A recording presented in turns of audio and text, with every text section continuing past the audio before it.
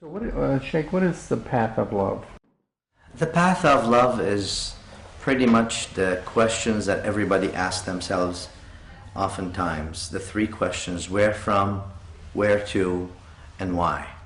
And in this world, I think when we examine lots of things that are out there, and in the hustle and bustle of life, we oftentimes forget where from, where to, and why.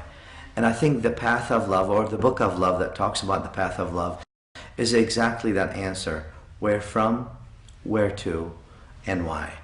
Where from, because I think one of the strongest connections we all have to our pre-mortal life is how much love we've enjoyed from our Creator, the Creator of all, that graced us with His limitless love, unconditional love.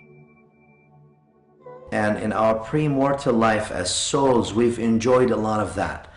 And that love was almost the reason we lived and how we lived and why we lived.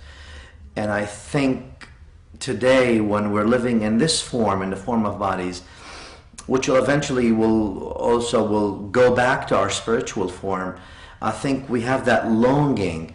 And while we're still in that bodily form, we still have that longing for that love that we've experienced, or our souls have experienced before we were born. And that's why anytime anybody says, "I love you," it makes, we have the homing towards that. We long toward that. There's no shortage of love out there, I think, in the universe. It's just our willingness to embrace it and then channel it on. So the reason for the book of love is that where from love, where to love, and why love. And if we don't see these things, then we're off course. Then life may be a bit difficult, and then we don't experience it the way we ought to experience it.